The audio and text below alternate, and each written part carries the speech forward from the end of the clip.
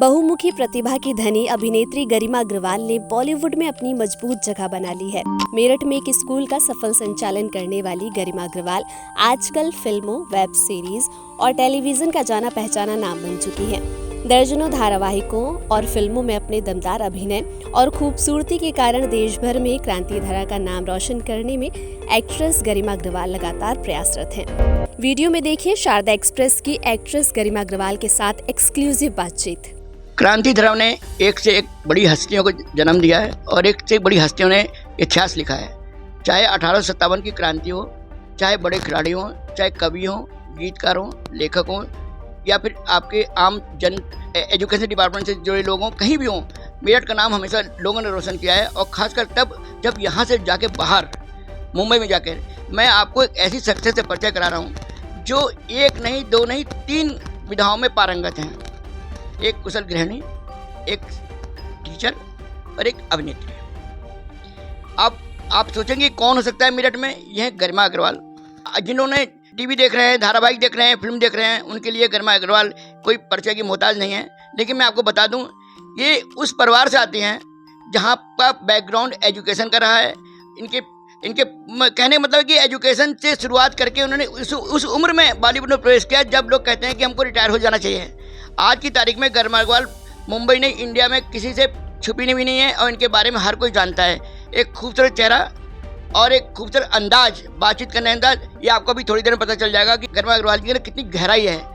गरिमा जी, Sharda express में बातचीत करने के लिए आपका धन्यवाद। पहले बताइए कि आपकी शुरुआत कैसे हुई बॉलीवुड आने की? एक्चुअली बॉलीवुड में जाने का मेरा सपना बचपन का था और जब मैं खुद 3rd क्लास में थी तो उस समय पर हमारे स्कूल में ऑडिशंस हुए थे। तो एक ऐड के ऑडिशन को मैंने दिया था और उसमें सक्सेसफुल हुई थी। लेकिन जैसा कि मैं अपने प्यारे से शहर से बिलोंग करती हूँ और यहाँ पर वो ट्रेंड नहीं है उस समय में, जब मैं खुद बहुत छोटी थी, कि बॉलीवुड में अपनी बेटी को भेज सकें। और एक बहुत ही स्ट्रिक्ट ब्राह्मण परिवार से मैं बिलोंग करती हूँ, तो मेरी फैमिली ने मना कर दिया कि हमारे यहाँ बेटी को नहीं भेजा जाएगा बॉलीवुड में। And I was always very obedient. तो मैंने उस बात को ट्रेजर कर लिया और बस उस सपने को दिल में ही दबा कर रखा। और क्योंकि सब लोग मेरी फैमिली से एजुकेशन बैकग्राउंड से थे, तो पूरा फोकस अपनी एजुकेशन पर, को करिकुलर एक्टिविटीज़ पर, कल्चरल एक्टिविटीज़ पर अपना फोकस किया। और हमेशा स्कूल के जो स्टेज शोज़ एंड ऑल होते थे या मीडिया के स्टेज शोज़ वगैरह होते थे, उसमें पार्टिसिपेट करती रही। Then after I completed my education, I got married, फिर दोनों बेटे हुए और उसके बाद फिर माता रानी की कृपा से एक अपॉर्चुनिटी आई मेरे पास। जब मैं मीडिया के इस तरह के इवेंट्स किया करती थी, उसको मैंने फेसबुक पर अपलोड किया, तो मेरे पास एक बॉलीवुड फिल्म के लिए कॉल आया and that was the opportunity. उस समय पर मेरा रिएक्शन बहुत मिक्स था। मैं जाना तो चाहती थी क्योंकि बचपन का जो सपना था वो पूरा हो सकता था मेरा, बट जिम्मेदारियां थी फैमिली की। एंड मैं और मेरे हस्बैंड पहले एक कोचिंग चलाया करते थे, उस समय में स्कूल चला रहे थे, तो इतनी सारी जिम्मेदारियों को देखते हुए जाना टफ लग रहा था। तो पहले कुछ दिन उस चीज़ को सोचा कि क्या मुझे ऐसा करना चाहिए इस एज में जाकर, जब बच्चे भी बड़े हो गए हैं, जिम्मेदारियों का समय है। फिर मैंने अपने हस्बैंड से बात की, उन्होंने मुझे एक ही बात बोली कि opportunity knocks at the door once in life time, so you should गो।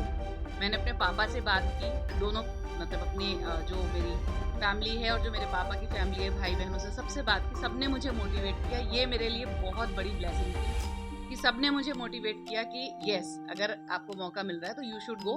हम सब साथ में हैं, बच्चों को हम लुक आफ्टर करेंगे। स्कूल के लिए तो ऑलरेडी मेरे हस्बैंड देख ही रहे हैं। सबने मुझे मोटिवेट किया और ये बात है 2015 की। और उस समय पर फिर उस फिल्म को करने के लिए मैं गई, मेरे हस्बैंड मेरे साथ गए, इवन बच्चे भी मेरे साथ गए और हम 1 महीना राजस्थान में हम लोगों ने शूटिंग की।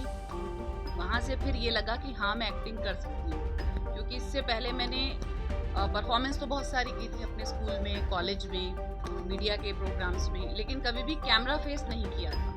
तो वो एक एक्सपीरियंस था। मैं गई और वहाँ पर जाकर जो पूरी कास्ट मुंबई की थी, पूरी टीम मुंबई से थी, everyone was professional, only I was the fresher, I was the new and outsider, जिसने कभी भी एक्टिंग कोर्स किया नहीं था। लेकिन माँ सरस्वती की कृपा से मेरे शॉट ओके हुए सारे और मुझे बहुत मोटिवेशन मिला। कि yes I can go ahead. फिर मैंने और मेरे परिवार ने फैसला किया कि अभी हम लोगों को ये देखना है कि हम कैसे आगे बढ़ सकते हैं, और वहाँ से फिर ये ऑडिशन का सिलसिला शुरू हुआ और स्टेप बाय स्टेप फिर आगे कहानी शुरू। आपको पता है कि मेरठ में आपसे पहले मेरठ जो फेमस हुआ था वो मंदाकिनी कांड फेमस था, और जिसने रामचरी गंगा मेले से पूरी हिंदुस्तान में तहलका मचाया था। उसके बाद मेरठ से कोई भी फीमेल एक्ट्रेस नहीं आई है, खासकर आपके एंटरटेनमेंट की दुनिया में नहीं आई, और अब आपकी इसमें एंट्री बहुत धांसू तरीके से है। आपको लगता नहीं कि अभी आप माँ के रोल करने लायक भी नहीं है, कि आप तो भी यंग हैं एकदम, और आपको आपने इतनी कठिन चुनौती को कैसे स्वीकार कर लिया कि आप 37 साल की उम्र में माँ बनेंगे, तो भी जो बाकी जो हीरोइन हैं जो 40+ में भी आ रही हैं हीरोइन बन के, तो आपको लगता नहीं कभी कि ये जो मैं कुछ मेरा डिसीजन कुछ गलत है?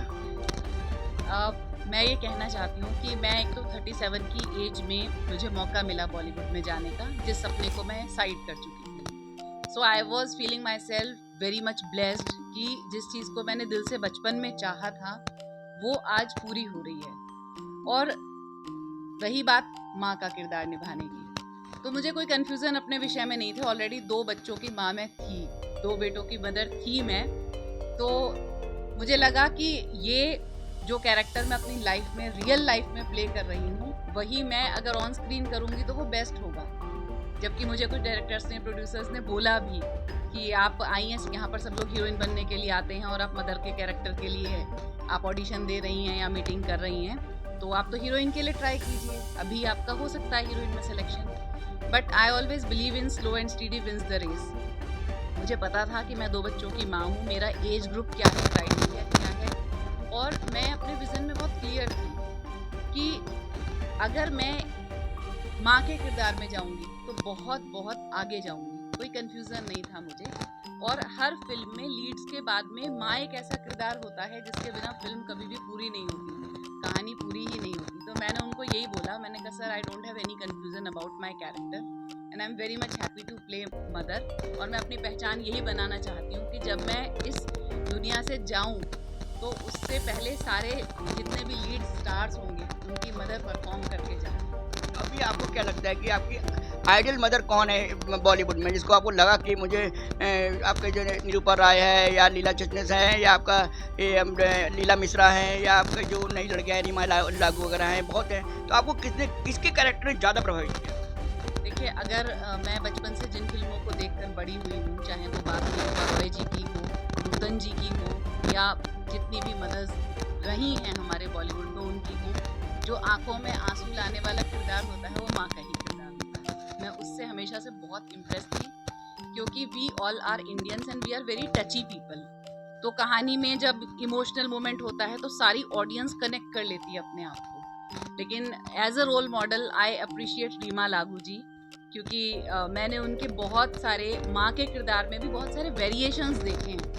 Happy mom, modern mom, very emotional mom, very supportive mom and परिवार को साथ लेके चलने वाली। तो मैं उनके मदर के कैरेक्टर से बहुत इम्प्रेस हूँ और वो मेरी रोल मॉडल है। जो आपको लगा नहीं कभी, जैसे कभी आपकी हम उम्र कोई हीरो है और उसकी आप माँ का रोल कर रही हो, तो आपको लगा नहीं कि यार ये तो मैं मेरे बराबर का है और मैं इसकी माँ बनी हूँ? बल्कि मुझे और अच्छा फील हुआ कि मेरे काम को, मेरी आर्ट को इतना अच्छा समझा जा रहा है कि मैं अपने हम उम्र के एक्टर की भी मदर प्ले कर पा रही हूँ। बिकॉज मदर प्ले करना नीड्स लॉट्स ऑफ एक्सपीरियंस। उस इमोशन को लेकर आना, आई थिंक, ये मेरा सोचना है कि हीरोइन परफॉर्म करने से ज़्यादा टफ है इमोशनल कैरेक्टर परफॉर्म करना। हालांकि मदर के अलावा भी मुझे बहुत सारे वेरिएशंस बॉलीवुड ने दिए हैं, थैंक्स टू बॉलीवुड।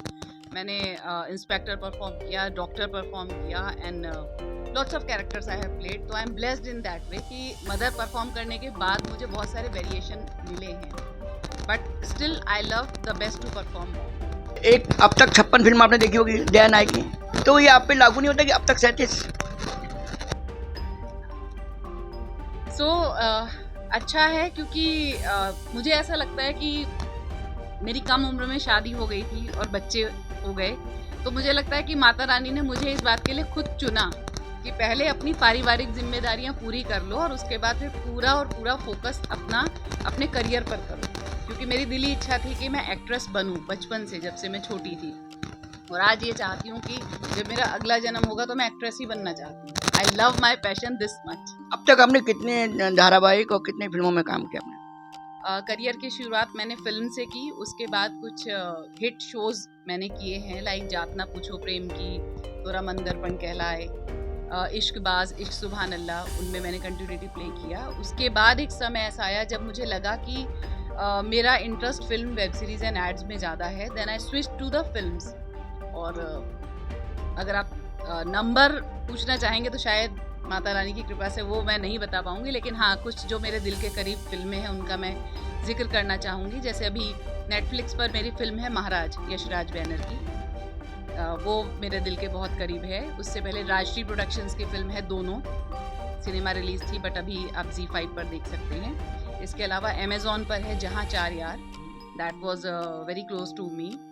एंड मैंने वेब सीरीज़ की चाचा विधायक हैं हमारे, वो भी अमेजोन पर है।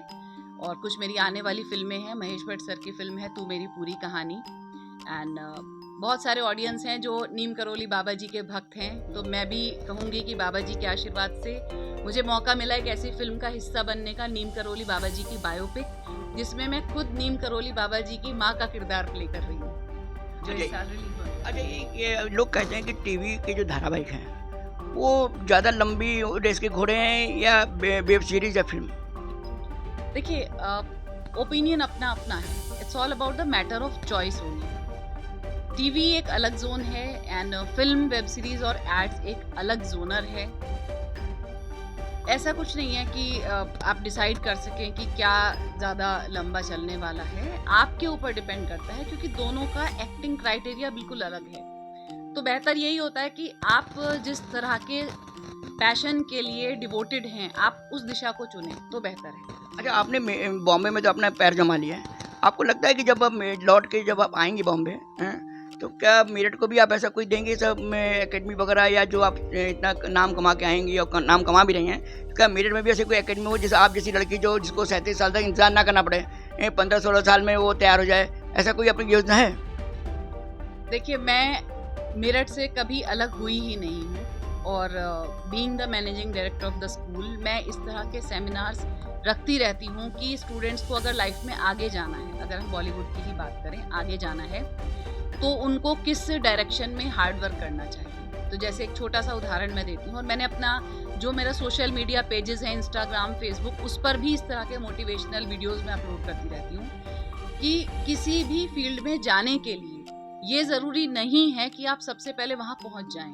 आप अपने शहर में रहिए, तैयारी कीजिए, अपनी आर्ट पर काम कीजिए, अपने डिक्शन पर काम कीजिए। जब आपको लगे आप 100% तैयार हैं, तब आप वहाँ पर उस एग्ज़ाम को पास करने के लिए जाइए, जिसमें बॉलीवुड का जो एग्ज़ाम है दैट इज़ ऑडिशन। तो गो थ्रू द ऑडिशन। वो मैं काम अपने शहर के लिए कर रही हूँ, करती रहूँगी, और आने वाले समय में और ज़्यादा इस तरह के सेमिनार्स होस्ट करने वाली हूँ, ताकि बच्चों को मोटिवेशन मिले कि हम वहाँ पर जाएं और फोकस होकर अपने काम पर डेडिकेट अच्छा, लोग ये जानना चाहते हैं कि इस एज में जब आप इतनी एक्टिव हैं, आप अपने आप को कैसे मेंटेन रखती हैं, ताकि अब लंबे समय तक लोग देखें, आज से 10 साल बाद देखें तो ये यार वो तो 2004 वाली थी, 2010 वाली गरिमा थी। तो लोगों को आप क्या सलाह देना चाहते हैं कि खासकर लेडीज़ को जो 35-36 बार कहना शुरू कर देती है, अरे मेरा तो सब कुछ खत्म हो गया, अब तो घर में रहना है, उनके लिए क्या मैसेज?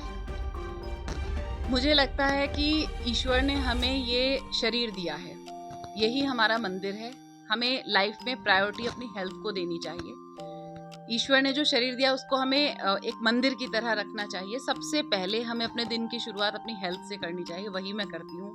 Health is wealth. अगर हेल्थ अच्छी है तो आपका मन अच्छा है, और मन अच्छा है तो आप मोटिवेटेड रहेंगे। आप कह ही नहीं सकते कि अब तो उम्र 35 हो गई, 37 हो गई या 40 हो गई, अब क्या करना। अगर आप मन से मोटिवेटेड हैं तो age doesn't matter, age is only a number. आप हमेशा बच्चे की तरह ही रहिए और आप हमेशा मोटिवेटेड रहेंगे। आपकी बॉलीवुड एक्टर में सबसे बड़ा रोल अगर है तो अमरीश अग्रवाल का है, और ज़िंदगी में एक जीवन गाड़ी के 2 पहिए हैं, और मुझे लगता है कि आपकी जो सफलता का बहुत बड़ा श्रेय है, और जो आपने जो विरासत यहाँ पे संभाल रहे, आपके स्कूल चल रहे हैं, तो कितना बड़ा रोल समझती हैं अमरीश अग्रवाल? क्या आपको लगता है कि इनके अंदर भी एक हीरो का वो दर्द छुपा हुआ भी है, या उनको भी आना चाहिए? आई एम सॉरी टू से, पहले मैं आपको करेक्ट करना चाहूँगी कि मिस्टर अमरीश अग्रवाल जी का रोल सिर्फ मेरे बॉलीवुड तक पहुँचने में नहीं है। जब मैं मैरिज हुई तो सबसे पहले जो उनका सपोर्ट था, पहले वो मुझे कोचिंग में लेकर आए, फिर स्कूल में लेकर आए, उसके बाद बॉलीवुड का नंबर आता है। मेरे परिवार में मुझे आगे बढ़ाने के लिए, मेरे तीनों करियर्स में मुझे आगे बढ़ाने के लिए, हर जगह उनके बिना मैं कुछ कर ही नहीं सकती थी, because he was always with me. उन्होंने मेरा हमेशा साथ दिया, जब कोचिंग था तब भी, स्कूल था तब भी। और रही बात बॉलीवुड की, जब मुझे पहली फिल्म मिली थी और हम लोगों को 1 महीने के लिए राजस्थान जाना था, वो एक बहुत बड़ा चैलेंज था मेरी लाइफ में कि मैं कैसे करूं, कैसे जाऊंगी अकेली, क्योंकि मैं तो मेरठ से बाहर अकेली कभी जाती ही नहीं थी। तो उन्होंने अपना समय डिवोट किया मेरे लिए, 1 महीने मेरे साथ गए, वहाँ शूट पर रहे, देखा, समझा इंडस्ट्री को, मुझे मोटिवेट किया कि yes this is good for you, आप ये कर सकती हो। उनका पूरा सपोर्ट रहा। उसके बाद हमने जनवरी 2016 में फैसला किया कि चलिए मुंबई चलते हैं, क्योंकि मार्ट मुंबई में है इंडस्ट्री का, तो वहाँ पर जाकर ऑडिशंस देते हैं कि देखते हैं कि किस तरह से रास्ते बनते हैं। वो मेरे साथ गए, और जब मैं ऑडिशन देने जाया करती थी तो मैं तो ऑडिशन के क्यू में होती थी, अपनी स्ट्रगल कर रही थी एक्ट्रेस बनने के लिए। वो मेरे साथ होते थे, 5-5, 6-6 घंटे मेरा साथ देते थे कि ठीक है, जब आपका ऑडिशन हो जाएगा तब फिर हम साथ में चलेंगे। तो इतना बड़ा सपोर्ट मेरी लाइफ में मिस्टर अमरीश अग्रवाल जी हैं। It's only by the grace of God, ये माता रानी की मेरे ऊपर कृपा है कि मुझे इतना strong pillar as a life partner मिला है। अभी आपने देखा गरिमा अग्रवाल जी ने बताया कि कैसे उन्हें संघर्ष करके बुलंदी में पहुंच रही हैं और इसके लिए प्रयास कर रही हैं। इसके लिए उनके परिवार का बहुत बड़ा रोल है, खासकर उनके पति अमरीश अग्रवाल का, और ये आगे चल के बहुत बड़े रोल अदा करेंगी। माँ उनके लिए बहुत, एक माँ का जो इनके मन में बसा हुआ है कि माँ का कैरेक्टर को उनको बहुत हाई पे लेके जाना है। और मुझे लगता है कि आने वाले समय जो है, ये मेरठ ही नहीं पूरा हिंदुस्तान देखेगा कि बॉलीवुड में एक माँ कितनी तेज़ी से इस्टेब्लिश हो रही है। आप मेरठ के हैं और आप मुंबई में बहुत ज़्यादा टहलगा मचा रहे हैं वहाँ पे अपने अभिनय से, खूबसूरत अभिनय से, और लोग आपके दीवाने भी हैं बहुत ज़्यादा। तो ये आप मेरा जो अखबार है शारदा एक्सप्रेस, जो आज आप देख रहे हैं, इसके बारे में आपका क्या थोड़ा सा? देखिए, मैं ये कहना चाहती हूँ कि Sharda express is not just a newspaper to distribute the news from the entire world. It is the source of motivation. Like Sharda Express is conducting the interview today of mine, और बहुत सारे इस तरह लोगों के आप लोग इंटरव्यू करते हैं। तो आज की आने वाली जो हमारी जनरेशन है, पीढ़ी है, ये बहुत ज़रूरी हो जाता है वो बड़े बड़े इंटरव्यूज़ से अपार्ट अपने शहर से जो लोग आगे बढ़ रहे हैं उनके इंटरव्यू देखेंगे तो उनको बहुत ज़्यादा मोटिवेशन मिलेगा। तो I would love to say that Sharda express is holding the command to upbring the new generation, और मैं इनके इस एफर्ट को बहुत अप्रिशिएट करती हूँ और प्रे करती हूँ, विश करती हूँ कि Sharda express super duper hit हो बहुत जल्दी से, और हमारी आने वाली जनरेशन को इसी तरह से मोटिवेट करता है। All my love and blessing, Sharda express. Vivek Kumar के साथ ज्ञान प्रकाश, शारदा एक्सप्रेस।